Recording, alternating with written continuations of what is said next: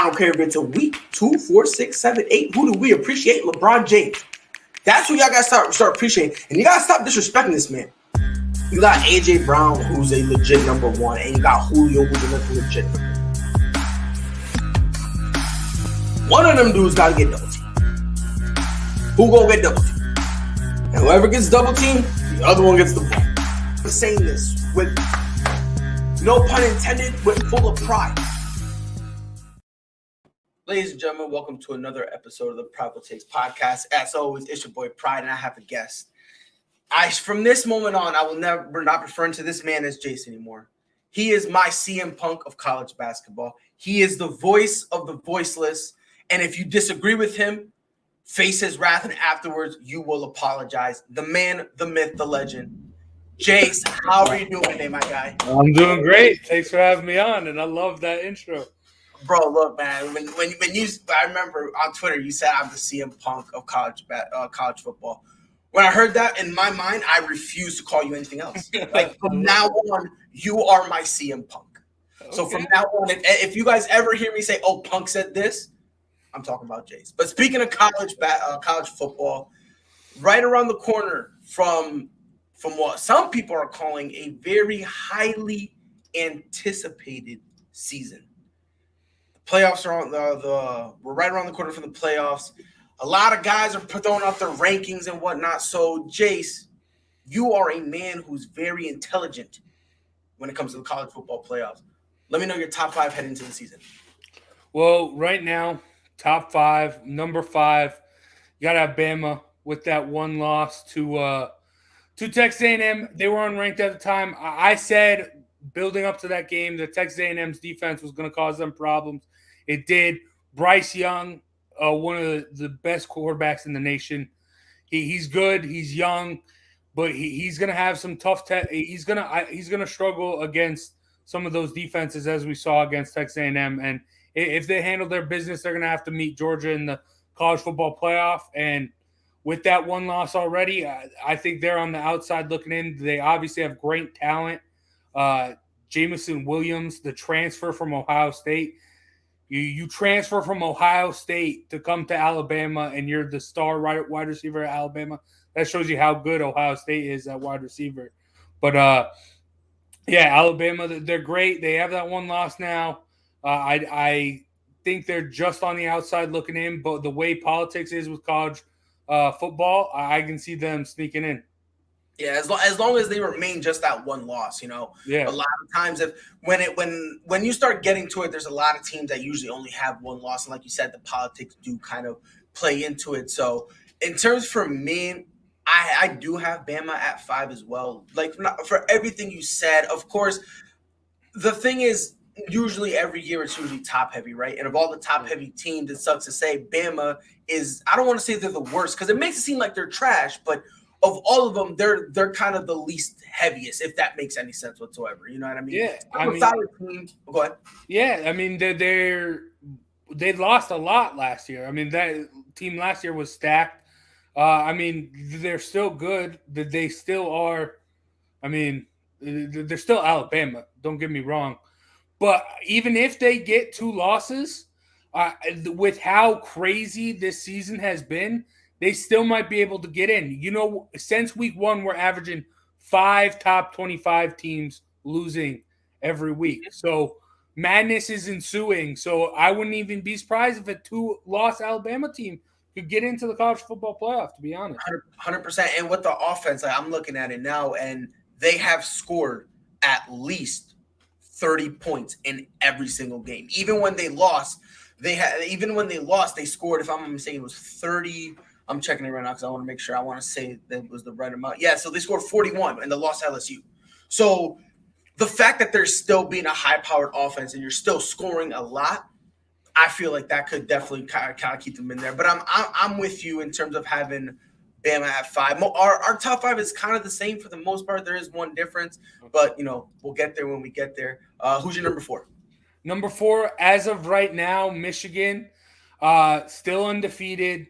They have it's weird because the Big Ten is very top heavy right now because those teams really haven't played each other. You got the Penn States, you got the Ohio States, you got the Michigan State's and Michigan, all right there. Someone's going to, in the next coming weeks, someone's going to take a hold of that crown. And I don't know if it is going to be Michigan. I just have them at 4 right here because they have shown everyone counted them out. Everyone thought Harbaugh was on the outs. This was going to be a terrible season for him. They've stepped up to the plate, and out of all of those teams that I mentioned, those 4 teams, they have probably one of the best wins in a Western Michigan. Western Michigan's played really great football this year, and they beat Pitt. And I mean, yes, Penn State did beat Auburn. That's another good win, but they also have that loss. I'm just giving the nod to the undefeated team with the best win here. So that's why I have Michigan here. But I am still on All 4 Downs, our college football show. I've been chasing Michigan all year. I've been picking against them because I just expect Jim Harbaugh to have that letdown spot. But this team has been different than all other Harbaugh teams, and we'll see if they can get it done against Ohio State, which is the big, real test for Michigan. Yeah, the only pushback I have here, I have them at 6 for me. For me, at 4th, I put Ohio. For me, it was difficult to put Ohio and Oklahoma. I kind of had them flip.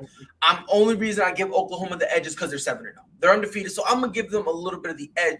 I do like Alabama. Their one loss, even though they dropped 28, it was the way they were playing. I don't want to say it was sloppy, but it looked off. Like it didn't look how they usually played. So, you know, the loss, if I'm not mistaken, again, I just want to make sure I'm not saying this stuff wrong because, you know, with having you here, I need to be on my A game and I need to make sure I represent the college. So they lost to Texas A&M. So again, not bad. Again, these guys, I like them as long as Bama can stick to how they play. Again, it's just that one outlier game. Ever since then, you put them out there, they dominate. Yeah. So I'm gonna go with them a little bit, but having Michigan at 4, that's not bugging because that's my 6th team. Yeah. And again, like for me, you said you had Ohio State there. Yeah, I got Ohio State at 4. I get it. I mean, a lot of people have that. My one big thing with Ohio State, they have the best skill position.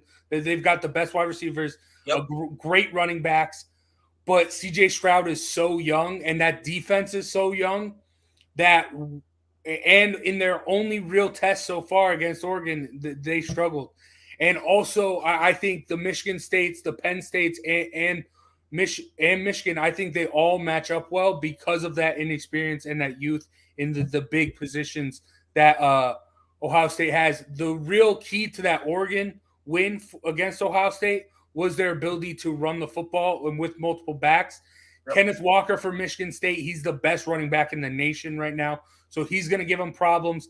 Michigan, they pound the football, and also that defense is stifling. So I get it. Ohio State's great, but I just think matchup-wise, they don't match up well with those people in the top. Yeah, which like I said, I don't really blame you. I know Ohio and Michigan are going to play each other in a few weeks. Yep. So that's going to be one of that. As long as everyone kind of keeps on the same trajectory, that would probably be, you know, a deal breaker game. But I just want to correct myself because I misspoke. I said that they had lost to Texas A&M. I meant Oregon. So I misspoke. Yeah. I just wanted to correct myself out there. But you have a little dilemma when it comes to the number 2, Jay. So no. Yeah, I have a tie at number 2 right now. I got Cincinnati and Oklahoma. Cincinnati, that's why I'm the CM Punk of college football, is Cincinnati. Because I was on them last year. They should have got into the college football playoff last year. Everyone wants to say this and that about the Power 5. It doesn't matter. They're a good football team. I said that defense could hang with anyone last year. And they did when they went to the bowl game and they played a good Georgia team. These two teams, Georgia and Cincinnati, they're the same team that we saw in that bowl game. And that was a very close competitive game. So Cincinnati's legit. And I love them so much. And this was really hard for me to do, to make this a tie, because I hate Oklahoma. I do not like Oklahoma. I don't even know why. I'm not a Big 12 guy. I don't like Texas. I mean, I'm okay with Texas. I'm not a Texas fan. I'm not an Oklahoma State fan. I just hate Oklahoma. But from what I saw in the Texas game, Spencer Rattler, we all thought Spencer Rattler was going to be great, and he's really good. He's got the talent there. It's a character thing. He gets panicked. He tries to force stuff, and the big thing for me was that showed in that Texas game when the backup Caleb Williams came in. The lack of leadership that Spencer Rattler had. Caleb Williams came in. He runs, I think it was like a 60-yard touchdown. First play, and Spencer Rattler doesn't even dap him up. Doesn't even say anything. He just stays off to the side by the head coach, does his own thing. And Caleb Williams, this new kid coming in, freshman, he has the leadership. He has all the intangibles. There's a reason the whole student section a couple weeks ago against West Virginia was saying, hey, give Caleb Williams the ball. Let's see him go. The student section for Oklahoma was bringing him in. And then also in that Texas game and last week, this kid is a leader. He doesn't just make the offense better. He's making the defense better, and that was the big problem. Everyone thought Oklahoma's defense was going to be leaps and bounds better than it has been in the past years coming into the season. They haven't shown it. They shut down the run game, but they haven't really shown it. But when Caleb Williams came in, they showed it. They showed how good this defense can actually be, and it was hard for me to make this a tie, but right now I just see them. I love this Caleb Williams kid. He's doing great things. He's got that leadership. So it was hard for me to differentiate between these two, but because it's very, very hard because I hate Oklahoma and love Cincy. But that was the hardest part for me. Before I give mine, by the way, I got the same two teams, but I'll say my part in a minute. I want to touch on Spencer Rattler. You nailed it on the head. Everyone wanted him to be great. He's just very good. And what sucks about it is when you say a guy is really good, people think, oh, are you saying he can't get better? And that's not the case. Like, he needs time to get better. I'm talking about period. Like, not even just at the collegiate level or anything like that. He needs to get better. And the things he needs to get better at are, frankly, the hardest things to get better. Like you said, leadership. Because I'm going to tell you right now, leadership goes a long way. Because think about it. If you're a nice leader, guess what? Guys are going to be willing to work with you. Derek Carr is not the best quarterback in the world. But guess what?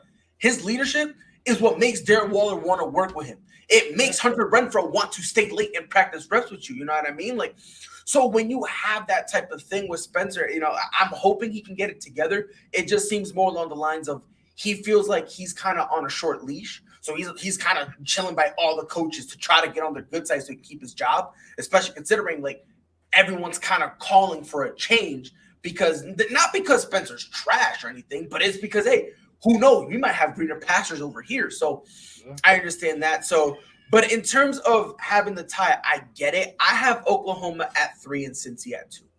The only reason I'm with you, it is very difficult. Cincy beat a top 15 team in Notre Dame. Yeah. And Oklahoma hasn't beaten a top, I don't even think they even beat a top 25. Again, not saying that they're garbage or anything like that, but when a team for me, when it starts getting close and dicey, I start looking at the schedules and I start saying, okay, let's see the stuff. You know what I mean? Like, because again, this is very close. The only reason I have Cincy, if Cincy had not beaten Notre Dame, if they played them and didn't beat them, I would have Oklahoma at 2. And if they didn't play them at all and they played someone else who's unranked, I would be there with you, and I would say that it's a tie. I'm going to give Cincy a very faint advantage just because they beat a top 15 team in Notre Dame. So I'm going to give them that little thing. Just, you know what I mean? Just because again, a tie, I really want to call it that. But then again, when you beat a top 15 team and the other team has it, it's kind of difficult for me to say, yeah, it's a tie. It's kind of hard for me. Yeah. You know what I mean? I'm really what this is me basing 2 weeks of Oklahoma versus 6 weeks of Cincy. So I get where you're coming from. But yeah. So I'm fine either way. Yeah, but as long as they're in the top 3, I'm not arguing. Yeah. So the number 1, which I believe is a consensus, Jays, take it away. Yeah, it's Georgia. They're beasts. That defense is smothering. It's destructive. Like any adjective for a good defense, you can throw it on Georgia's because they are just beasts. And they are so, I mean, even their offense is really good. I mean, you talk about Ohio State has some great skill position guys. Georgia is right behind them. And the one thing that boggles my mind with Georgia is they're defeating these teams handily with two quarterbacks. JT Daniels is great, but he's banged up, and Stetson Bennett's coming in. He can't make those same plays JT Daniels can, but he's serviceable enough, and he's getting it done because that defense is so good. And I mean, like, I don't see any way. Yeah, I don't see any team really compete. It's hard. They've just smothered, demolished everyone, and they're just leaps and bounds above everyone right now, I think. 100%, I agree. Like I said, I think this is a thing where Georgia's won, and everyone else is just desperately fighting for two. Georgia's like offense and defense and special teams, they're just the best all-around team. Like, if you look at it top to bottom, and like you said, they're basically running with their backup quarterback. But the coaching staff understands that he's the backup, and instead of trying to make him go out and you need to go set records. You need to, instead of doing that, like, they're not really putting that much pressure on the kid.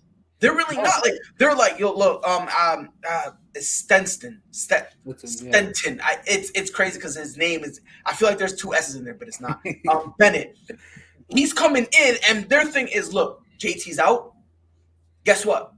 Your last name is not Daniels, so don't worry about it.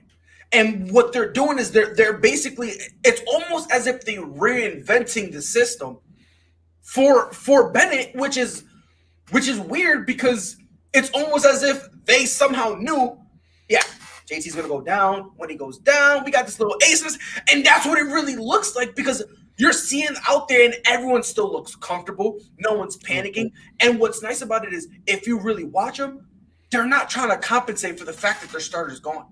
No, there's no really. If you look at it, there's no really compensation. They're more along the lines of, okay, look, here are your strengths, here are your weaknesses. Let's play to your strengths, and let's make sure we can get out of here with a dub. And it's working for them because if you can go out here and win with two quarterbacks, especially when it looks like you're, I don't want to say reinventing the offense, but you're changing it enough where it's not what you had like before. That's kudos to not only the players but also the coaching staff because they're having something that the players can now go out and execute, and for these young guys to be able to go out and execute it, that's a major props to them. So 100%, I'm there with you. I think right now it's Georgia at 1, and everyone else is just fighting for 2 at best. Yeah, I mean, I do think. I mean, we saw the Cincy Georgia game last year in the bowl game. Cincy with that Jerome Ford transfer from Alabama, I'm really excited to see. I hope that's the national championship because that would be another fun game to watch. But it's funny because last time Georgia got to the national championship, they lost to a Bama team that was running 2 quarterbacks with Jalen Hurts and Tua. So now you got Georgia running 2 quarterbacks following that Bama. Yeah, which is kind of funny, like, you know what I mean? Like, this, in most recent years, this is frankly what people are calling the best chance for them to get to the championship. And they're kind of comparing it to the last time when they lost to dual quarterbacks. And now the question's being asked, which honestly, this is a question I kind of want to ask you. When JT comes back, do you think they should take a play out of Bama's book and run that dual quarterback? Or do you think they should kind of just do what Minnesota did and run with the hot hand, even though at the time Teddy was a starter? They were like, we got Case Keenum, he's the hot hand. Should they do something like that? Or when he comes back, should they just give the job right back to JT? I think you got to give the job right back to JT. I love Stetson Bennett's really good. He brings that mobility that JT doesn't. But when you're talking about like in situations like they're going to be in when they play most likely Alabama in the conference championship, when they eventually get to the college football playoff, I think JT Daniels is just better suited to make those plays and really make those big plays against these big teams. I see Stetson Bennett, while he can make plays with his legs, I see him more as a game manager and just not losing, which either way you're set, you got this beast defense. So if your quarterback can just manage the game and not like give up like 2 interceptions and a fumble, then you're set either way. I don't see. It's really hard to see any sort of crack in this Bulldogs armor right now. Yeah, and you said it right, especially with that defense. You don't need the core, which I feel like is a test is a thing for Bennett where he can come in and they're like, look, bro, you ain't got to do too much. You know, this isn't a situation where our defense is hurting and we are an offensive powerhouse. We're good on both sides of the ball, and you can even make the argument healthy. You can make the argument our defense is better.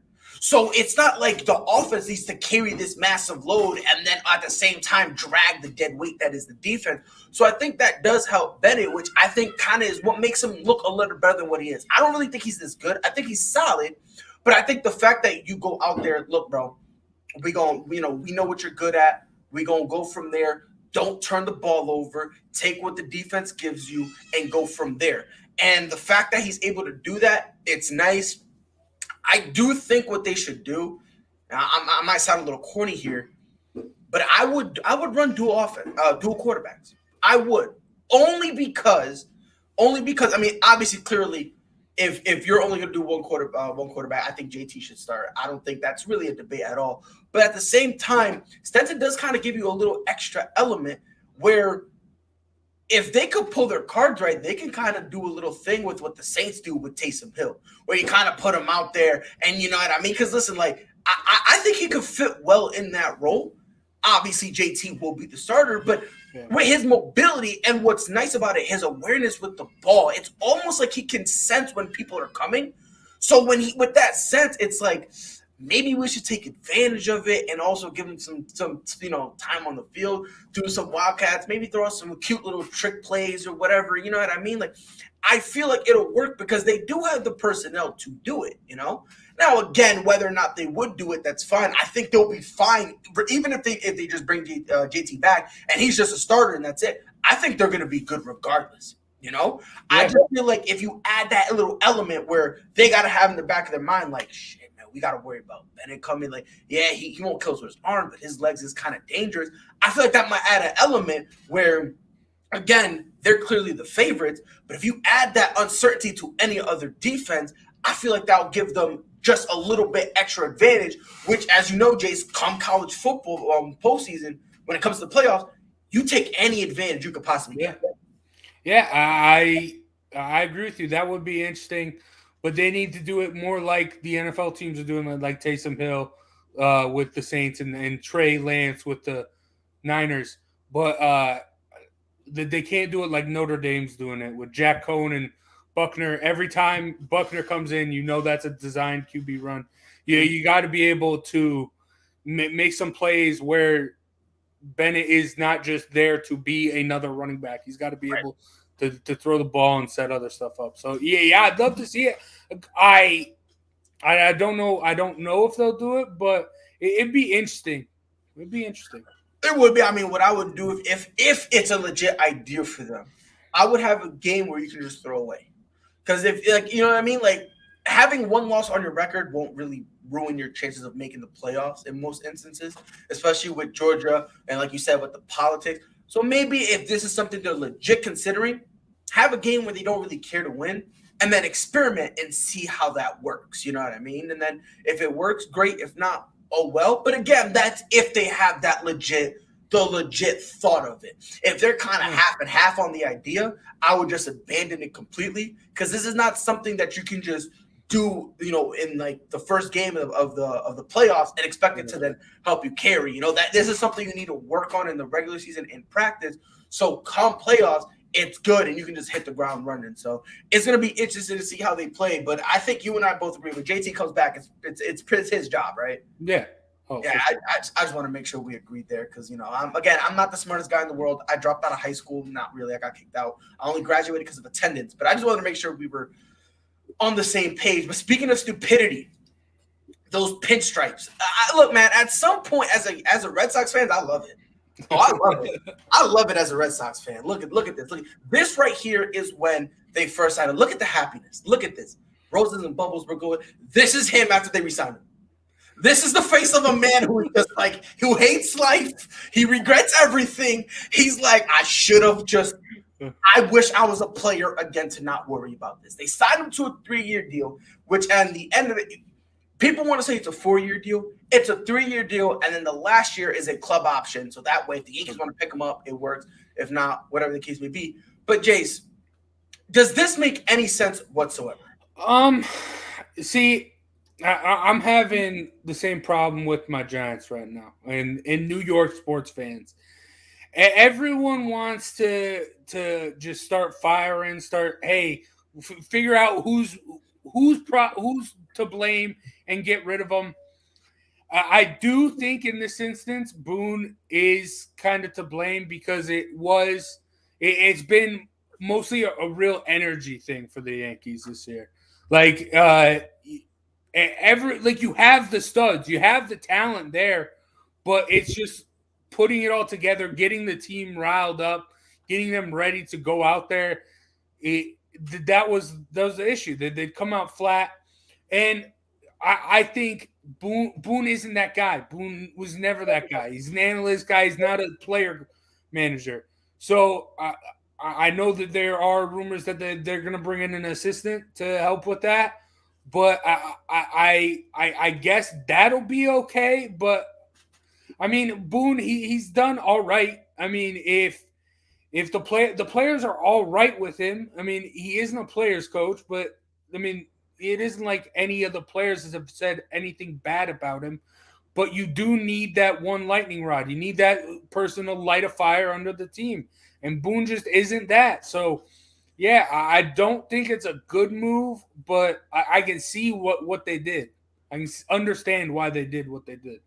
Yeah, it's weird. So, like, I believe he should have been fired, right? And I thought at first, I thought they were going to – when I found out that the Cardinals were moving on from Mike Schmidt, I thought that should be who they go for. That was my thought process in the beginning, right? That was my thought process.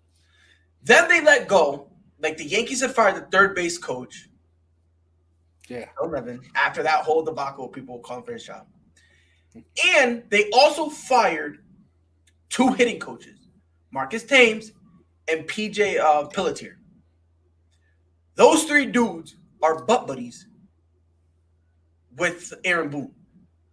Let me ask you something, Jason. When has this ever happened? When has a coach's his staff been fired and then they kept you? That just makes no sense whatsoever to me, right? Like you said, it all really came down to you need a guy who's going to challenge these guys. Like, the problem with, and it's a whole New York thing. New York needs championships, right? Yeah. This is not like the Milwaukee Brewers or maybe even Philly, but even then I wouldn't even put them in that category as well. Or maybe Chicago, where if you don't win the ring, it is what it is. You just need to be really good and give the fans something to cheer about. The Yankees are not in that boat. They're not. Like, this is a team that demands championships, right? Yeah. And my whole thing with this is this contract screams to me, Aaron, this is not your fault. It's the player's fault. That's what this contract is screaming to me, because I will say this to my dying breath, and some people think I'm just hating when I say this. He is solely the reason. He's holding this team back in ways that's unimaginable. And the reason being, like you said, this team needs a guy who's going to get in your face and yell at you. That's what they need. They need a guy because, Aaron Judge, sometimes he pouts. Giancarlo Stanton is just in his corner and his feeling. Brett Gardner is just bumbling around like some senile idiot who doesn't know what he's doing half the time. And, it's just weird to me. The hardest that they're on is Gary Sanchez. And guess what? He steps up. Like, every single time they poo-poo on him, he sits down and he's like, just wait till I get an opportunity. And he gets the opportunity and he goes with it. So it's like you're making an example out of Gary Sanchez saying, we're going to start being tough. You got to be tough on everybody. You got to yell at everybody. I don't care who it is. I don't care if it's a guy who just bounces, like Debbie Garcia, who just bounces from the roster and Double A, or if it's, your ace Garrett Cole, like who's your best pitcher, right? Your best hitter, whether you think it's Aaron Judge or Giancarlo Stanton. You need a guy who's going to yell at them to hype them up. That's one thing. If you look around, a lot of guys do that. They get it. Jace Tingler, even though he just got fired, he would get in Manny Machado's face, and he would get in Fernando Tatis Jr.'s face. Not because he thought they were scrubs, but he understood there's times where I need to light that fire.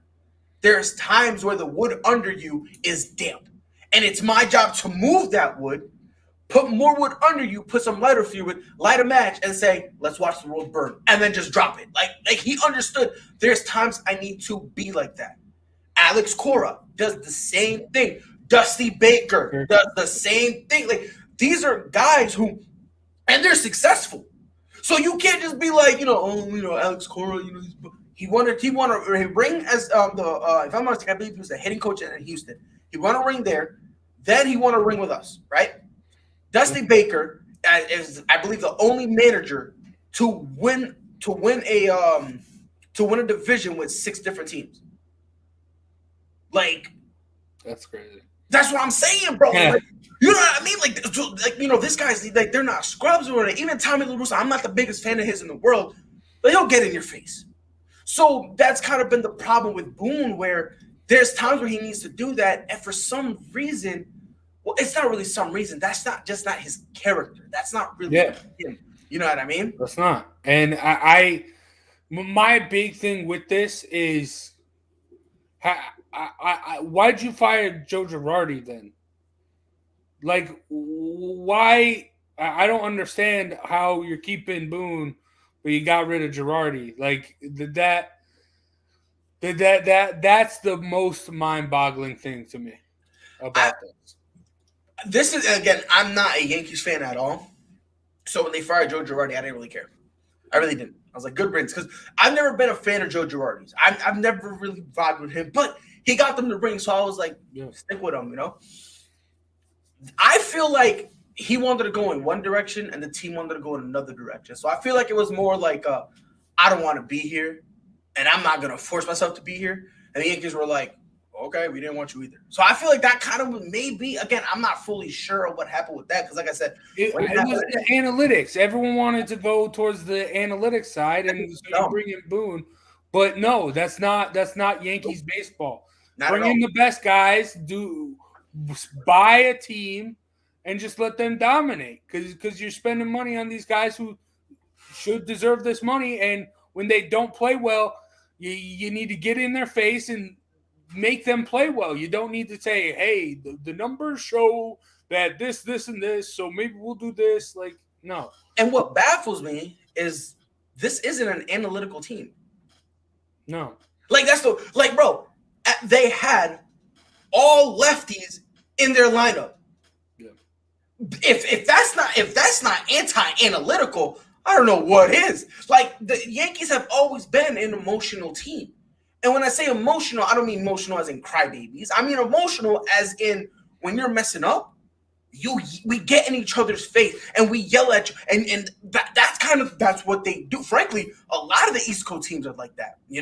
Pittsburgh, when they were relevant with Andrew McCutchen and Josh Harrison, they were like that. They would get in each other's face and stuff like that. Philly still do it, even though they're losing. Baltimore, they did it back when they had some success, when Chris Davis knew how to hit a ball, right? Back before his striking out was what he was being paid to do. Like, back when they, would make the playoffs here and there and at least try to contend, they would get in each other's face. So now it's almost as if the Yankees are trying to turn their back on that, and it just doesn't make any sense, because not only, and again, Aaron Boone is not a phenomenal coach.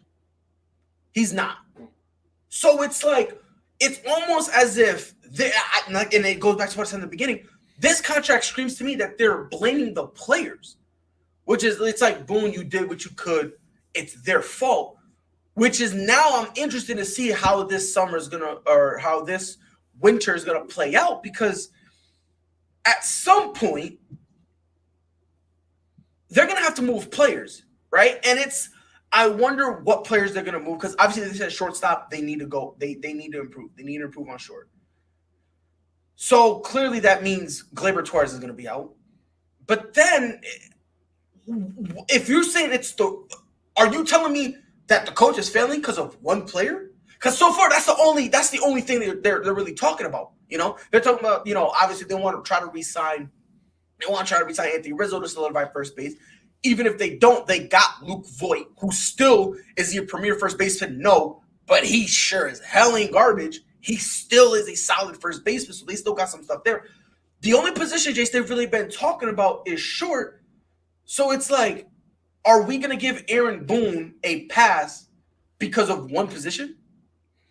Yeah, I mean, I don't see, as far as personnel goes, the real problem here is leadership. So, like, if the problem's leadership, you either get rid of the coach or you find one of those. Who are they going to find? Who are they going to get to come in at shortstop and be that leader? Derek Jeter's retired. You don't got that anymore. But here's my pushback to that, Jace. Here's my pushback to that. Because the thing is, let's say you get someone from to do short. Why does that person they get need to be the leader? You see what I'm saying? Like, why can't Aaron Judge or Giancarlo, not only the guys who've been there, but frankly, if I ask you who is the best player on the Yankees, if people know what they're talking about, it's going to be one of three names. It's either going to be Garrett Cole, Aaron Judge, or Giancarlo Stanton. It's going to be one of those three. Now, Garrett Cole, since he's a pitcher, I mean, a lot of people say a pitcher can't be a leader, which I think is dumb because even when they're not pitching, they're on the dugout. So I feel like that could sprinkle in. But for the sake of argument, let's eliminate him. Why can't Aaron Judge or Giancarlo Stanton step up and say, yo, enough of this BS. This is how it's going to go. And then be that leader, because the thing is the only really guys you can get to fill the shortstop and the leadership role are guys that you got to give up a lot for. In the big name they're mentioning is Trevor Story. He's kind of injury prone at this point. And on top of that, if I'm not mistaken, he's on an expiring deal. So it's like you did an expiring deal thing with Rizzo. Let's say he walks. Are you guys going to be still confident to give up even more to get Trevor Story when it's not even guaranteed that he'll stay?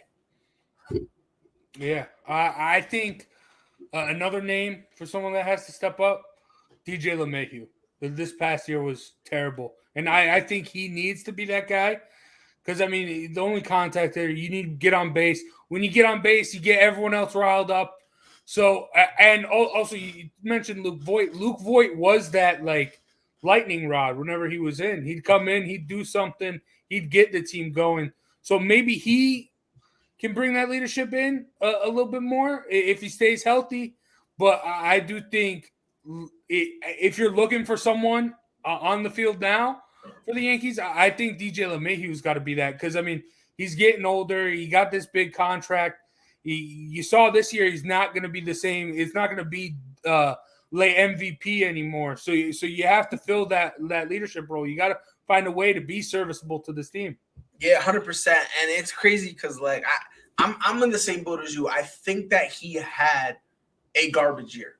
I genuinely do. But the problem with, like, here's the problem with us saying that, and there's times where I kind of do need to check myself when I say that. We call it a garbage year for DJ LeMahieu, right? Like, and that's kind of where I think it works. So I'm sometimes a little unfair to him because he had 10 home runs, which again, he's really not a power guy, right? Mm-hmm. Again, like you said, he's a contact guy. He had 73 walks, which is pretty good for him. 116 hits, he batted 268. So it's not garbage, but unfortunately for the guy that we looked at, like, people are saying, MVP, let MVP. And not only that, with the money they gave him. Now, I'm going to give him the benefit of the doubt because, he wasn't fully healthy. So I'm going to be nice and give him the benefit of the doubt, which is a shame that I'm doing this because I should be dogpiling on him. They need to let they need to let two guys go. I'm talking about just let them walk. Clint Frazier and Brett Gardner. They need to go. Now, everyone says obviously Brett Gardner. Yeah. Definitely. I think Clint Frazier needs to go as well. Because again, it's like he adds nothing. And again, we're looking, like you said, this team, look, if you have a big three, when Garrett Cole, which again, I don't think Garrett Cole is a number one anymore. People get mad at me when I say that. But I just feel like I don't think he's a number one anymore. Just the way he pitched this season. Not to say he's a bum. I think he's a number two now. I do. Maybe this season he could prove, he could step back and come back. A number two, like behind who? But like who realistically is he? No. He's the best pitcher on the staff. Yes, he's the best pitcher on the staff. But I'm talking about, how like there's like an ace who's like the number one almost everywhere he goes. I don't think he's that anymore. I think if he goes in, he'll be a number two pitcher on teams. You know what I mean? Like, I don't know about that. He maybe be a number two for the Dodgers, but that's about it. Well, Dodgers, he'll probably be number three. Yeah, he'll probably be number three because and he's probably fighting Clayton Kershaw for that one because they got Walker Buehler over there, and then they got Max Scherzer. Which, but like. I don't know if I'd go that far. I'm going that far. Based on how he's played this season, I think he's right now a number two. I'm not to say that he can't change that. Maybe he had a bad season because some pitchers do that. They have that one season where you're kind of looking at him like, maybe he's starting to fall off a little bit, and then the next season they come back and all of a sudden they look like phenomenal again. So maybe that's what it was. So I'm not going to hold it too much against him, but. Regardless of how you think about it, he's the best pitcher on this team, right? Yeah. And with him being the best pitcher, I feel like, especially with young guys, I feel like if he's not going to be a leader to the full locker room, fine. Maybe he should be a leader to some of the young guys, and try to work with them a little more to form, a little bit of a I don't want to say a closer bond, but this guy. Clearly, he's the best pitcher on the team. Maybe he can share some of the secrets with them because, again, the pitching has not been great either. And that's I feel like that really came down to breaks here and there, which is what made the pitching staff look bad. Because they'll go in a rut, and then next thing they'll walk through two guys, and then next thing it's a 3-run home run. And like I said, this team is an emotional team. So once they feel down, they're kind of like. Like when they're up, they're ecstatic, but then when they're low, it's kind of difficult for them to pick themselves up. So, but to that point, I mean, with the lack of run support they had all year, like they're getting down and they're getting to that low every game by like the third. So I mean, like you said, with the lack of run support, if I'm an average pitcher, if you're a James Tyone or Domingo Germán. You're like, I have to be better than Garrett Cole. I have to be better than Max Scherzer. I have to be the best pitcher because if I give up 2 runs, there's a chance we're losing because of, like the lack of run support that they were getting. That's kind of in the back of their minds, which is like, that's something which kind of comes down to the leadership, which even if it's not going to be Garrett Cole, if it's not going to be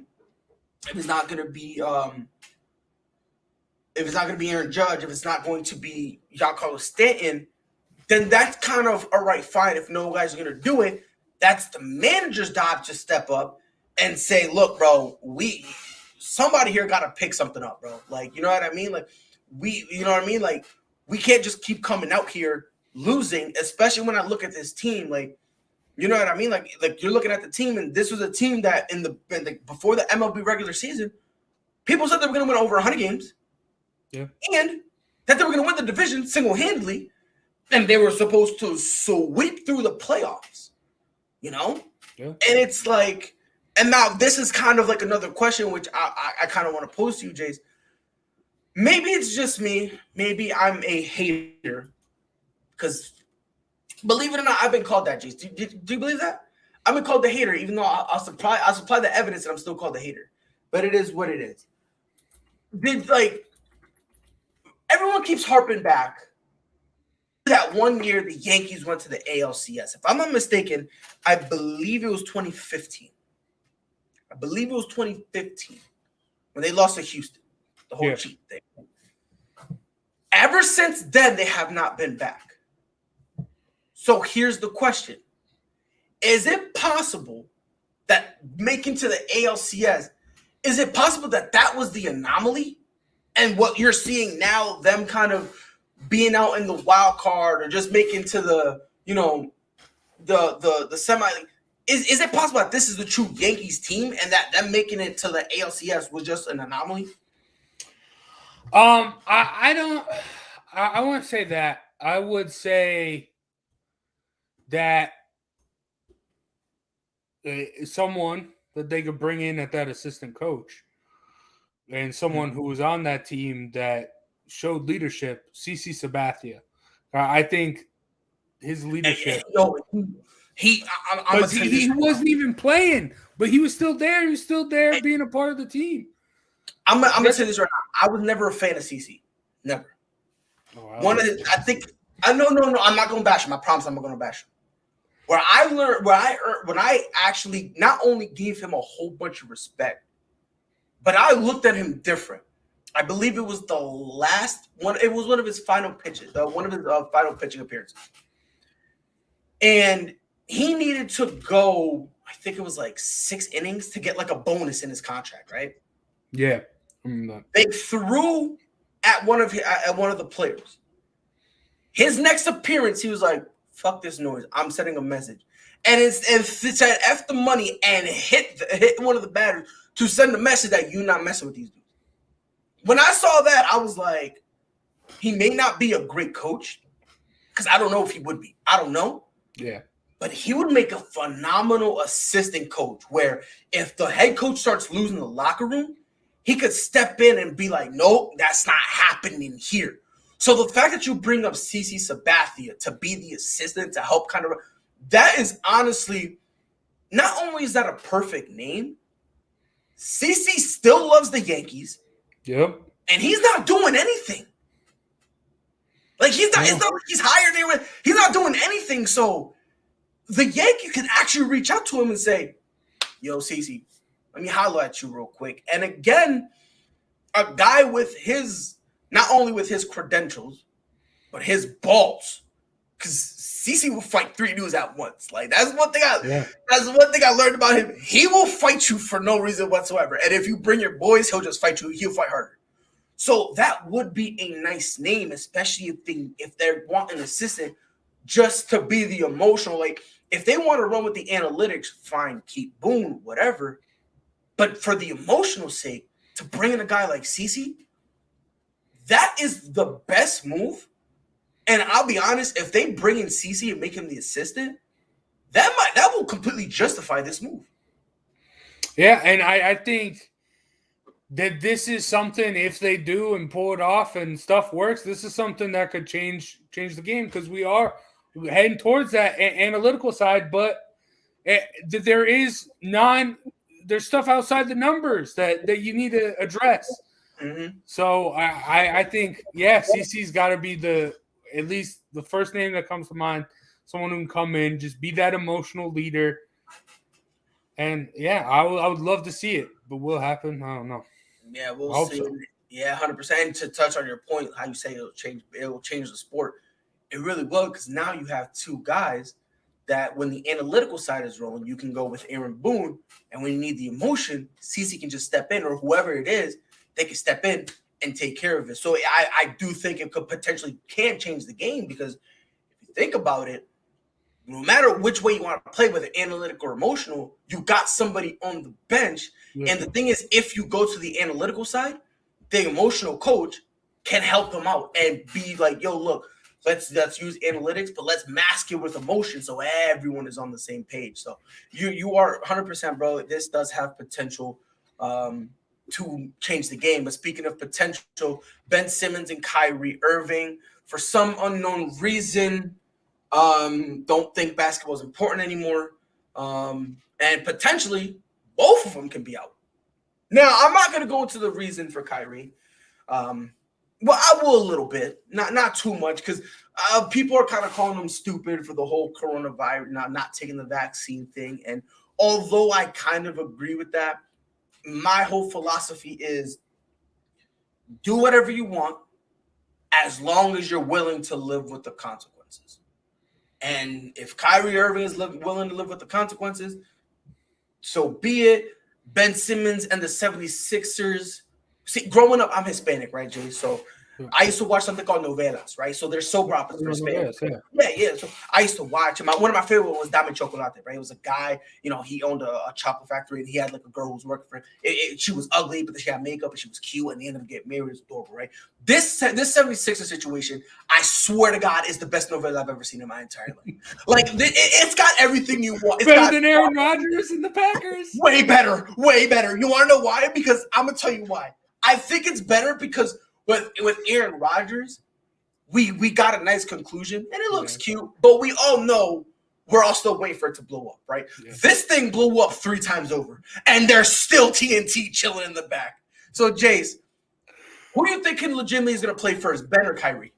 I think it's going to be Ben. But as far as Kyrie Irving goes, his situation, I get it. If that's something you actually truly believe on, look at the coach of Washington State. He just got fired because not getting vaccinated, but he's fighting for it. He's suing the school. He's doing everything he can to stand up and show and be that voice. Kyrie, you're a public figure. If this is something you truly believe and you have a belief and you actually feel this way about it, you got to come out and you got to make your voice heard. You can't just be quiet and let everyone else paint the narrative, because I think that's something he does terribly. He just is quiet, lets everyone else do their own thing, let everyone else speak for him and figure stuff out. But for Ben Simmons, it's weird because I get where he's coming from. Like, you have not only the fans coming at you relentlessly, because we all know how Philly fans are. They're coming at you relentlessly. You have whisperings of people in the front office and around the team talking about it. And you haven't done anything all that wrong. Just because you can't shoot as good as everyone else, and we're in a league where everyone loves the 3-point shot, and because you just can't figure it out, you can't. You're still a great playmaker. You're still a great defensive player. In 2008, was anyone calling for Rajon Rondo's head because he couldn't shoot threes? This is ridiculous. If anything, they were glad to say, Rajon Rondo is the prototype to the guy who can't shoot and survive in the league. So it's wild. Yeah, it's crazy for Ben Simmons. And I get it. He is being a little devious, especially with the practice and that stuff. And coming in saying he's got tightness, and the training staff's all like, what are you talking about? Your back's fine. But I respect him for coming out earlier and saying, it's really just my mental health. It's really just mentally, I just can't be here because it's toxic. And I respect him for doing that, because you should have done that right off the bat. Yes. Yeah, and mental health is real. And if you're in an environment where you can't thrive, he's doing great. Even in this terrible environment, he was still runner-up for Defensive Player of the Year. So, I mean, if you're excelling in a toxic environment, imagine what you can do outside of that. Let him know. Now, he's forcing and he has to do it. He has to advocate for himself. That's why he's doing this. That's why he's trying to force a trade to get out of here. If I'm Ben Simmons, honestly, I wouldn't be surprised if he goes to the league and reports it because of how toxic this situation has been for him. Because it's real. Like, if he's having mental health issues and everyone is pointing the finger and making him feel bad about it, and it's not right. He's not a scorer. He never was a scorer. So why are we trying to make him something he's not? Just let him do his thing, do what he does well, and just live with the consequences of it. It's ridiculous. And Philly fans, I love my boy Lucas. I love Lucas from posting up. But man, seeing him switch on Ben Simmons that quickly, it's crazy. Wild. But the Philly fans, they're ruthless. They're ruthless. They're idiots is what they are. They're idiots. I'll get to that in a minute. But first of all, with Kyrie, like I said before, there's going to be consequences with everything you do. Just understand, Kyrie, whatever you choose to do, there will either be good consequences or bad consequences. You're going to have to live with the outcome of whatever happens, right? On top of that, which is not only with him not getting the shot, that makes him virtually untradeable because a lot of teams in the league are kind of like, well, we need to get vaccinated so that way we can play everywhere. People kind of forget this. Because of that, the Nets pulled the extension offer. So let's say he ends up getting vaccinated. Who's to say that he's not going to throw another pout and go, well, I'm not going until I get signed. That's a possibility with Kyrie. Look, I've said it before and I'll say it again. Kyrie is what you call a pick-me. He's a pick-me. For those of you who don't know what a pick-me is, it's someone who craves for attention. You know when you go to school and there's always that kid who, when the teacher asks a question, raises his hand and says, pick me, pick me, pick me. That's a pick-me, right? There's everyone you know that in your life. If you're in a group chat and you got that one person blowing your phone up, right? Desperate for the attention. That's a pick-me, right? If we're all going out and we're all chilling and all of a sudden someone goes, damn, bro, I'm ugly as ever. Fishing for a compliment, that's a pick-me. Kyrie Irving is a pick-me, which is nuts to me because you're a professional athlete. You got all the attention you want, but it's not enough. All of a sudden, oh, yeah, bro, I want to do this. So for me, I don't know if he'll step on the court again. I don't. And the reason I think that is because with this stay at first, he was anti-vax. Now he's not anti-vax. He just feels bad because of the mandate. Now it's not that. It's I'm fighting for the little man who got no voice because they're losing jobs over the mandate. The dude is switching up so much, it's almost like, bro, do you really even have a cause? Because it's a lot of switching up. And like you said, he's not really speaking up like that. He's really not. A couple, like, the very little information we've gotten from him was him going live on Instagram. That's really it. And he only did it like 2-3 times. He hasn't done it like that. So it's not like when people have legit questions, they can go and ask him. And on top of that, look, the Nets are not in a position where they desperately need Kyrie. No. You have James Harden and Kevin Durant, two of the top, 6 at worst players? Yeah. So it's like, do you know what I mean? Like, they're kind of in a place where they can kind of, in a way, live without him. I do agree with you. I do think Ben Simmons will play first. The uncertainty with Kyrie is way too murky because with Ben Simmons, it's mostly basketball. When it comes to Kyrie, it's now external things, right? Because now does he even still want to play? If I'm gonna tell you this right now, if a dude gotta ask you if you still want to play the game of basketball, you're doing something wrong. Yeah. When you're doing something wrong, right? And whatever he chooses to do, like I said, he just needs to be able to live with the consequences. It is what it is. When it comes to Ben Simmons, I've been on Team Ben since the beginning. And I'm not even a Philly fan at all. I've been Team Ben from the beginning. The guy doesn't have a jump shot. I would prefer he had one so people would get off him. But Ben Simmons without a jump shot, to imply that he's a horrible player, shows that you're just a casual. You're just another casual to me. And I just will not, I won't talk to you. That's the litmus test nowadays. Go up to somebody and says, what do you think about Ben Simmons? If they say he's trash, thank you, have a nice day. And that's it. That's it. Ben Simmons, unfortunately, for some unknown reason, they've been bashing him and blaming him. And they're saying, oh, yeah, it's all his fault, right? Was it his fault when he was locking down Trae Young? Was it his fault when Joel Embiid had 8 turnovers? Was that Ben Simmons' fault? And if they want to blame Ben Simmons for the negative, what about the positive? Without Ben Simmons, you guys aren't the number 1 seed. No, yeah, you're right. You know what I mean? Like, good. And I especially after this season, this last season, you see Giannis take the Bucks to the championship and win. And Giannis doesn't have a jump shot. Yeah, it's slowly getting better, but he's still not a dead-eye from 3-point land. But he was still the best player out there. He was still able to get it done. And Ben Simmons is better than Giannis defensively, in my opinion, and he can make a lot better. Yep. So Giannis can get to the basket better, shoot better than Ben Simmons. But that's just, I don't get it. I just don't get it. And with these guys, Ben Simmons is so good, and to have people devalue him just because he can't shoot a three, those are the people that play as the Warriors on 2K, and every play is just bring Steph Curry up to the half-court shot, take a three, that's and it. Just live with it. Yeah, and the thing is, like I said, what I want him to have one, but I'm not going to sit here and pretend he's garbage because he doesn't have one, because a lot of the intangibles that you can't teach guys, he has it. He has phenomenal IQ. He can handle the ball. And for a guy his size, think about this. He's a guy who can guard 1 through 5 comfortably without hesitation.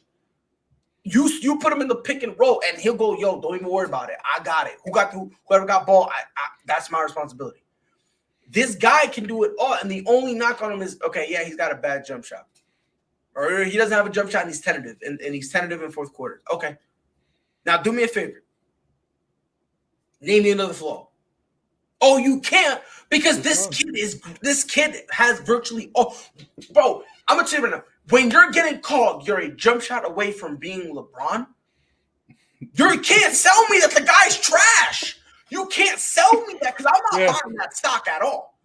You know what I mean? Like, this kid does it all great, and they want to pretend like, bro, like, you Philly fans, and this is why I said Philly fans are stupid. Y'all do understand something. Ben Simmons has been holding y'all down since he got in the league. Joel Embiid can't finish the season. That's true. When Joel Embiid's not there, Ben Simmons is more comfortable, and we see him take over. We see him look great. But the team wants to run through Joel Embiid, so it's like, what do you want the kid to do? Listen, he's not a natural jump shooter. He's not, right? When you're not a natural jump shooter, when it comes to jump shots, there's this thing, Jace, I don't know, you probably never heard of it, because it's a very difficult word, not only to say, but to comprehend, right? Rhythm, okay? In order to be a good jump shooter, when you're not a jump shooter, you need a rhythm. If they're running every single play, they're desperate to run the play through Embiid, Ben Simmons is having less touches and less of a chance to shoot. And here's the part that bothers me.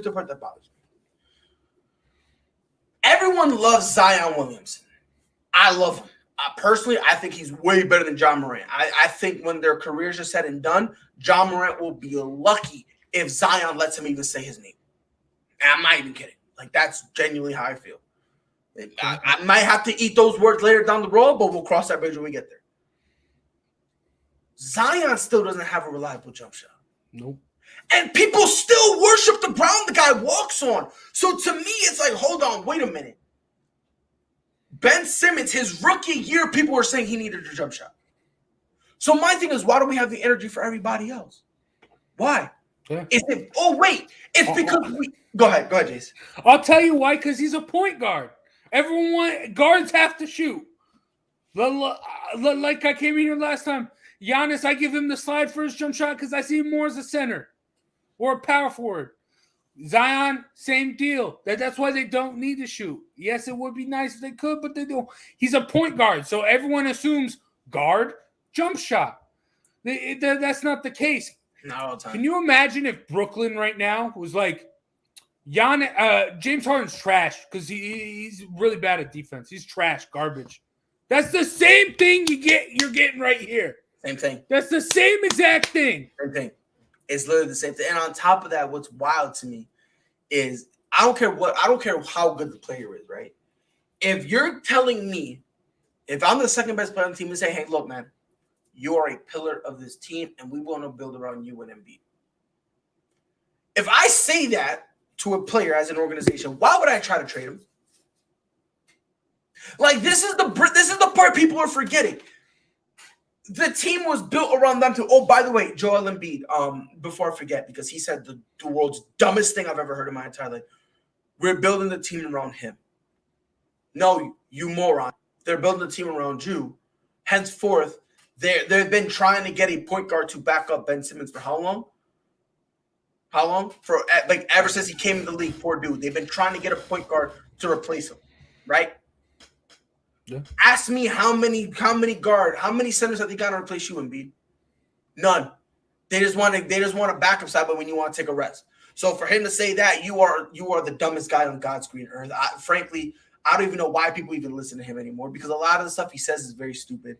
But in terms of Ben Simmons, I just feel bad. I really do. I don't think it's fair. I think he takes a lot of poo-poo for absolutely no reason, because it's easy to blame him.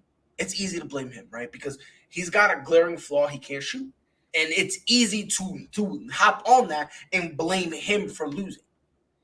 But again, if you guys want to hitch your horse to Joel Embiid, I'm saying this now, Jace, I don't care who they get. They can get Dame Lillard for all I care. They're not going to go anywhere. Because if you're hitching everything to Joel Embiid, a guy who's consistently showed you health is literally working against him, you're going to regret it. They're going to regret it, and they're going to look back to this era of Ben Simmons and Joel Embiid and say, damn, bro, I wish you never took Ben for granted, because that's what they're doing. And like you said, he's been to 3 straight All-Stars in this toxic environment. Imagine if he can go outside and smell some fresh air somewhere else. Imagine coming to work and wanting to work. Oh, I'm going to try hard. I'm going to try hard. Yeah, I'm going to work as hard as I possibly could. Once Ben Simmons feels like that, I'm telling people this. When he gets traded, we're going to see a jump shot from him. It won't be the best, but he'll show something. Because I genuinely feel at this point it's really make or break for him, because he needs to go out and show I can do something, right? Now, that being said, I don't think that Ben Simmons, as he is, he can still go find a place in this league. He can still go be somewhere and help, because if he goes, because Brooklyn doesn't want him, but if he goes to Brooklyn, guess what? We're going to play him at the 4. He's there for defense, and it is what it is. If you put him in Golden State, you can have Steph running like a madman off the ball, doing his thing. If you put him with the Clippers, guess what? He's the 3rd guy, and he can facilitate. Now, on Wednesday, I had Chris here, and we were doing trade things for him. I wanted to do the Clippers, but it's so messy because the Clippers have no draft capital at all. So they basically would have to trade everyone on their roster except for Paul George, Kawhi Leonard, possibly Zubac. Like they wouldn't even have a starting 5. Yeah, so it'd be a mess. But if they could figure out something, the Lakers did it with AD though, right? They figured out a way to get that done. Yeah, but it's because of the young players. Right? Like, when it comes to these guys, they only really have one. I'm about 2 young players, Luke Kennard and Terrence Mann, right? But at the same time, they're probably going to want more. But if they could just give up those 2 for him, I think it'll be great. But, man, I'm telling you, I think Ben will play first. But at this point, I genuinely feel like people are not only disrespecting Ben Simmons, but at some point, he's going to come back and he's going to slap somebody. And when he slaps him, because listen, he a quiet dude. Don't mess with those quiet guys. Don't do it. You can mess with a guy like me because I like to scream and be hoopla and all that stuff. So I'll talk with you for 15 minutes before we fight. And by the time I've done so much talking, you've gotten bored and walked away. Don't do it with Ben.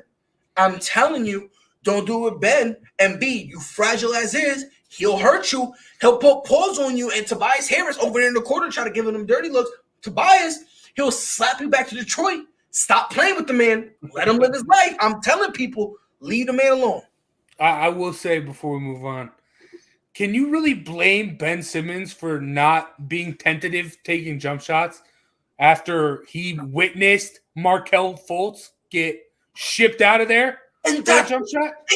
And that's the point people never really want to talk about. Look how quick they did it to Markelle Fultz. And in Ben Simmons' mind, it's like, he was supposed to be the big 3. Like, he was supposed to be the guy that helps us. They traded him that quick.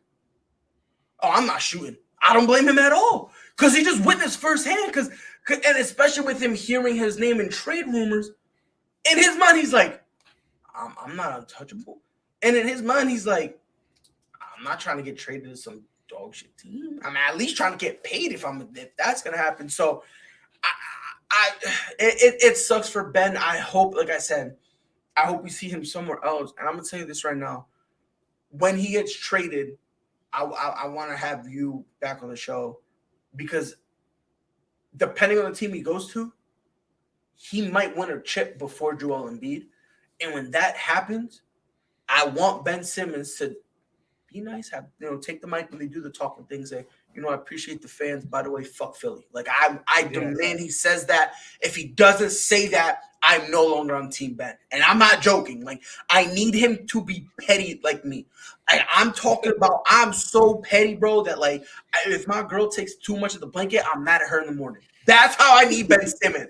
I need Ben Simmons to be so petty, bro. I'd love to see it, but I'm not gonna blame him if he doesn't. No, because he's a good guy. But speaking of pause, Paulo Costa, Mr. I drink too much.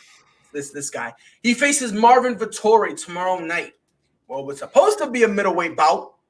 All of a sudden, became a light heavyweight bout because Paulo Costa talked about, I didn't know I was supposed to fight. Okay? It is what it is. That was the ultimate excuse he threw at her. I didn't know we were supposed to fight. But tomorrow night, who gets the win? Well, I mean, this is ridiculous for Paulo Costa. I mean, it's middleweight. Then they'd agreed to catch weight at 195. Yep. Now we're back up to light heavyweight. Because imagine, it's a catch weight, and he still was going to miss weight. Let that sink in. You're going to miss. You're a middleweight. You're going to miss middleweight. You go to Vettori, and Vettori goes, you know what? Fine. Catch weight, 195. You're still going to miss the weight, and you got to go back and bump it up more? Ooh. But go ahead. And all you're doing is losing a little bit of money. We're in a sport where you're getting punched in the face and all this stuff. You're cheating by missing weight. Screw PEDs and all that stuff. This is the biggest form of cheating in combat sports. You're doing this, and you're going to get a knockout win against Vettori. And I just pray. This fight really shouldn't have happened. Kudos to Marvin Vettori for being like, bring it on, MFer. Let's go. Let's get it. I don't care what way you're at. But Dana, after this fight, Paulo Costa should no longer be ranked number 2 at middleweight. He should be ranked number 2 or 1 at light heavyweight. And I'm actually very excited to see Paulo Costa at light heavyweight because I think he can dominate that division. It's the land of the dinosaurs right now. I think he's got the power. He can come in and do it. He is so much like Yoel Romero. That's what I wanted Yoel to do. Years I wanted Yoel to move up to light heavyweight, just fight off all these dinosaurs there, maybe get a fight with John Jones, but that all happened. What that happened. But so I think Paulo Costa, while he's still young, you can't beat Izzy. If that is your only excuse, if your excuse is I drank too much, you're ridiculous. You're trying to make excuses. Deep down in your heart, he beat you. You can't beat him again. Yep. So move up, go take on the dinosaurs, get a belt, and then you can actually fight Adesanya again, and it'll be bigger. It'll be bigger, and Adesanya will probably move up. And you saw what he looked at light heavyweight. You're a bigger guy. It might be a little bit more favorable to you. But Paulo Costa, I mean, I'm excited to see him at light heavyweight. This is a disgrace to what he did, missing weight. It's disgusting, yep. And there needs to be more consequences. But I'm excited to see him at light heavyweight because I think he could be a real contender at light heavyweight. But let's hope Dana does the right thing and keeps him there instead of after this going back to middleweight because it's just going to be another catch weight fight after that or something like that. Right, which again, this is something I don't understand. He wants a rematch, yet you're fighting catch weight. You are now literally taking steps backwards Because if you're fighting catchweight, the only vibe you're sending is, yeah, either I can't make the weight or I don't want to make the weight. Either way, you're shooting yourself in the foot. Now, Paulo Costa at that light heavyweight, I do want to see that. I really do. Now, if it'll work, I don't know. But the only problem I had was he's fighting at light heavyweight against a middleweight. You know what I mean? Like, obviously, unfortunately, I think Paulo Costa will win. I think he's going to, like you said, by knockout. This is one thing I will say. If Marvin Vettori loses, I'm going to be glued to the UFC rankings page for 4 days. If Marvin Vettori drops, I swear to God, I'm punching my monitor. And I'm not joking. I will break my monitor. Marvin Vettori better not be penalized in any way, shape, or form. Because not only did he know this guy's going to be out of weight, not only did he agree to the catch weight, but he went up and said, we'll do light heavyweight. It is what it is. This event not being canceled.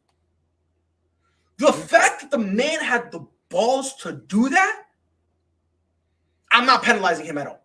No. I'm not penalizing him at all. What should happen is, even if he loses, he should move up because Paulo Costa should move over to the light heavyweight rankings. If I'm Dana White, I sit him down. After that fight, I sit him down. I go, you got two moves. You got two options.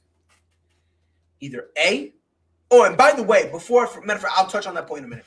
But if I'm Dana White, I sit him down. I go, either A, do you want to stay here? You're going to be in light heavyweight. You don't want him? Cut him. Get him out of here. Because I'm not liking this. And if you let him stay, you're now setting a very bad precedent. Yes. And this is something, and this is the same guy who says, I'm not getting paid enough. I wonder why.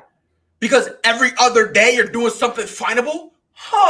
Is that maybe a reason for why you're not getting paid as much as you want to get paid? That's one. And two, are you a champ? No, bitch. This is something I've been 100% against with a fighter saying, we don't get paid enough. That's not how it works. I'm not when it's something like that. I'm not gonna pay you if you're not good. Look, man, there's only one guy in each division that I'm gonna pay stupid amount of money, and that's the champion. And the only reason they get in that is because they get a share. If I'm not mistaken, in the UFC, all the champions on the card get a share of the buy rate. Yeah, of the pay-per-view. They get a share of it. Those are the only people who are making top dollar. Those are the only people. I don't want to hear nothing about, what about the other guy? Get good. And here's my rebuttal to it. An NBA player, you are not gonna see a guy like Peyton Pritchard, who's on my Celtics. Dude is not gonna get paid on the same level as Luka, because the talent is different. So I don't want to. We're getting punched in our face. You don't like it? Find another profession. And on top of that, people forget the UFC. It's still young. So can we stop pretending? Like, people want to compare it to boxing. I'm like, fam, you know how old boxing is? It's established. Like, at this point, you just say the word boxing and the money prints. Like, that's how it. Even though it's kind of dying, it's starting to revive itself again. I believe it's starting to trend in the right direction. No, in boxing they'll fuck it up again, but that's neither here nor there. The UFC is still young, and they need to tell Paulo, either A, you're gonna come here. We're gonna say, all right, we're gonna move you to light heavyweight. You don't want to do light heavyweight? That's fine. You don't want to do light heavyweight? Guess what? Your pocket's gonna feel light because you out the door, you unemployed. Because I'm not gonna do this thing. And on top of that, I'm gonna say this right now. I said it, Jason. I think you heard it. You might have read it in the group chat as a joke. I said Martin Vettori should get a title shot just for dealing with it. The more I say it, the more we should just reward the kid for putting up with this. I'm no lie. Like, we should reward the kid. And I'm gonna tell you this right now. If Marvin Vettori beats Paulo Costa, he's getting first crack. I don't care. He's getting first crack after Robert Whitaker does his thing. Yeah. And I feel bad. I really do feel bad because Jared is coming up and Derek Brunson's gonna want his shot, but in a division where, because Izzy kind of owns it right now, it's kind of the same thing with Usman. You're going to see a lot of twos, a lot of threes. You're going to see a lot of rematches, right? At this point, I'm looking for the guy who wows me the most. And if you're a middleweight and you can beat a light heavyweight, you're wowing me to the point where I have no choice but to push you up. And I don't care how mad everybody else gets.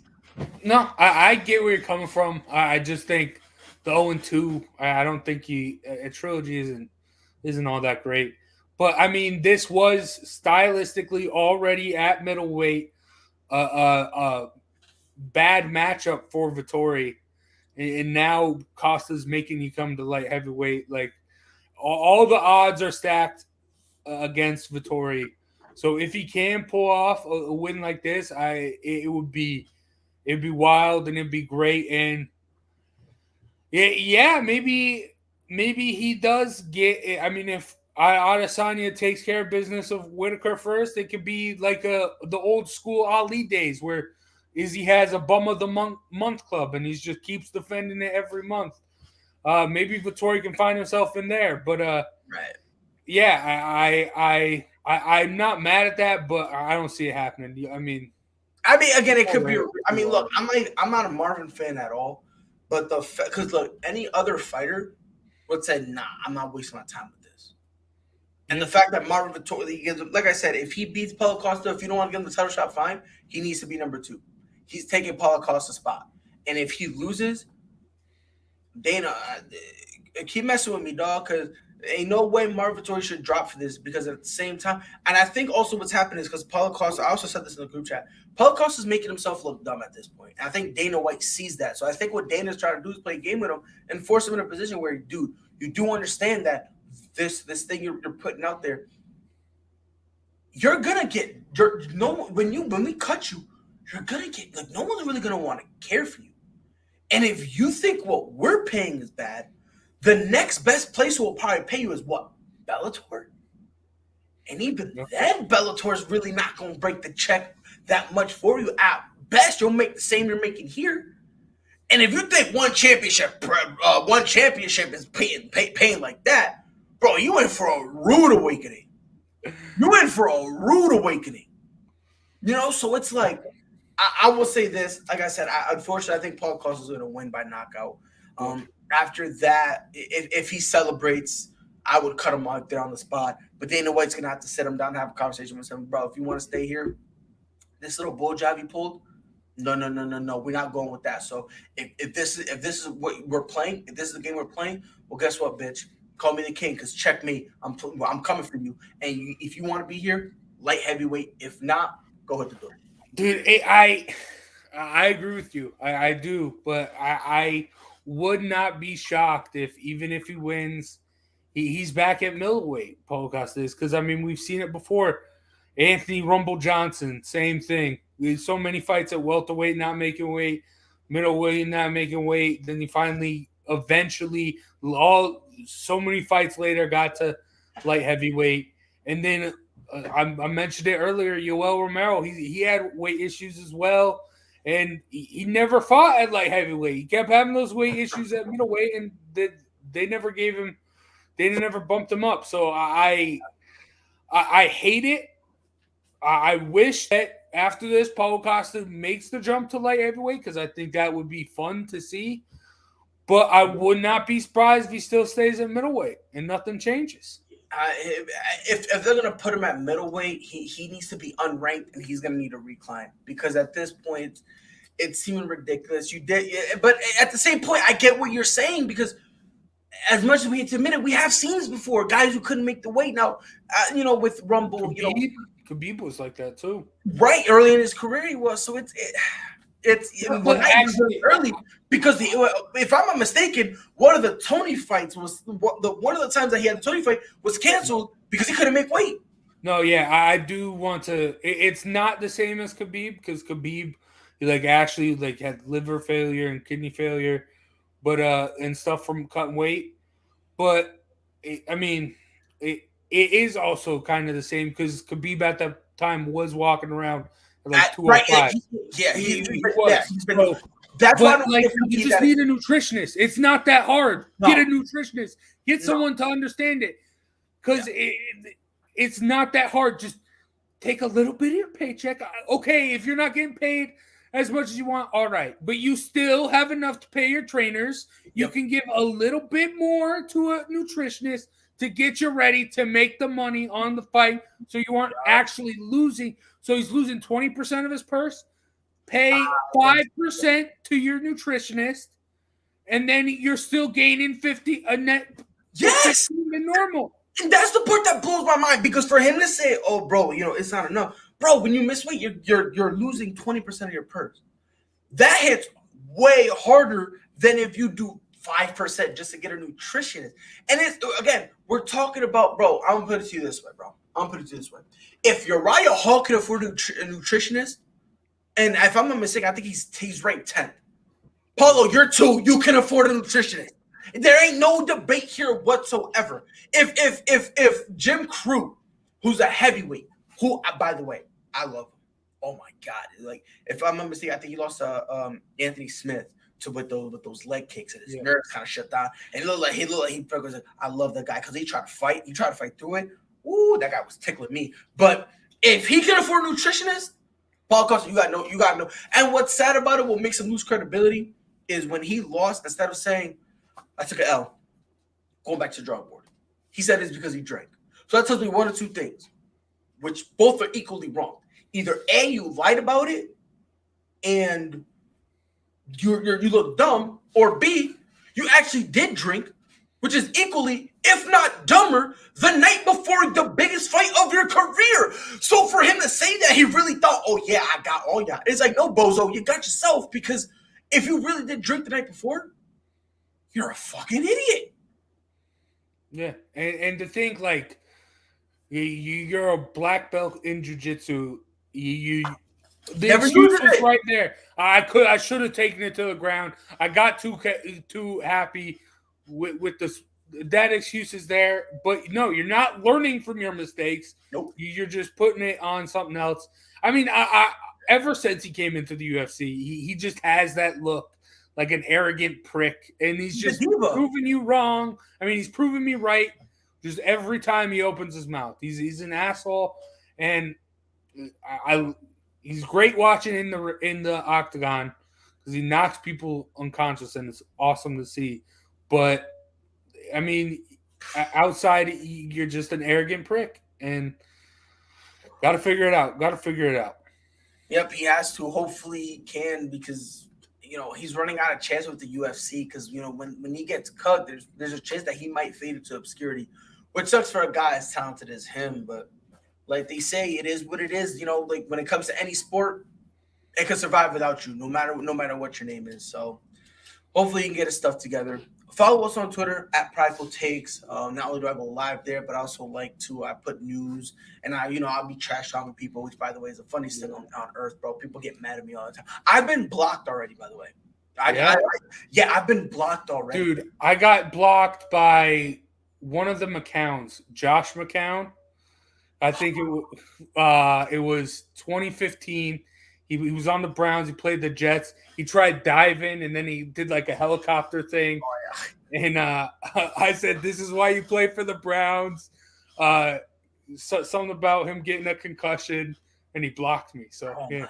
No. See, my story's not that cool. I got blocked by a random. He was basically like saying Ben Simmons was trash, and I kind of said no. And then the last tweet he said is, "You're an idiot." And then I went to tweet at him, and I couldn't find him. And then I went back to like all the threat, and it was like, "Oh yeah, this person blocked you." And I was like, "Success." So one down, about a million more to go. Catch us on Facebook at Prideful Takes. Not only do I go live on Facebook, but I'll be putting up news, memes, all that good shizness on there. If you don't have Facebook, you're in luck. I'm on YouTube at Prideful Takes. You have every single episode up there live, and then it'll stay up there afterwards as well.